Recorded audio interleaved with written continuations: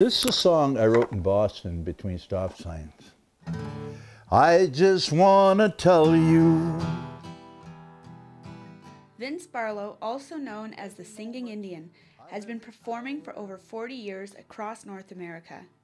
This year, the New Brunswick Country Music Hall of Fame made Vince its first Aboriginal inductee since its founding in 1983.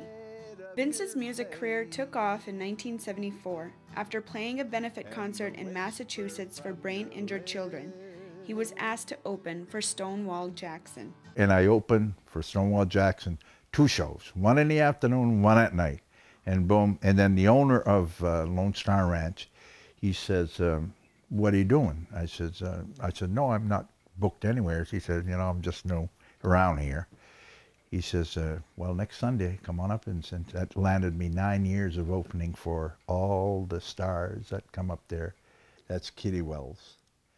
And look how plump I am. That's Johnny Wright and Bobby Wright. There's the queen of country music, Loretta Lynn. Mavis O'Donnell, who's on the selection committee for the Hall of Fame, indicated that many people get nominated but aren't selected for induction for several years.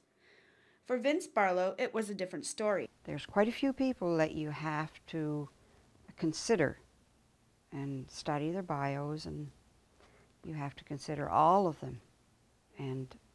But this particular nominee was voted the very first year that he was nominated. So that's a feather in his cap. Recalling the phone call that revealed the good news, Vince said he felt honored but remained humble and hoped to be an inspiration to other Aboriginal musicians. The Hall of Fame has seen over 100 inductees that are dead and alive.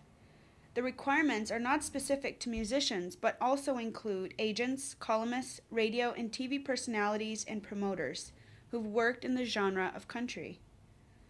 Vince's love for country music started at a young age, but the local radio station only played country for 1 hour a day. Vince recalls staying up late at night when his mom's battery-operated radio would suddenly tune in to the West Virginia country station. Some of the artists he most looked up to have been inducted into the Hall of Fame. And the first live show I ever saw was the Bunkhouse Boys.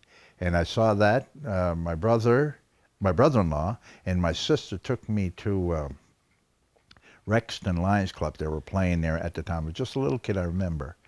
And little do you know, they're in the Hall of Fame, that I'm going to be joining them in the Hall of Fame, those very same people. And I saw them in Rexton. And then that was kind of inspiring. Don Messer is another guy I used to watch on television. He was a fiddle player and very, very gifted musician. Aubrey Hanson, the founder of the Hall of Fame, created it to forever honor all of those who have kept country music alive. For Stu Journalism, I'm Starlit Simon.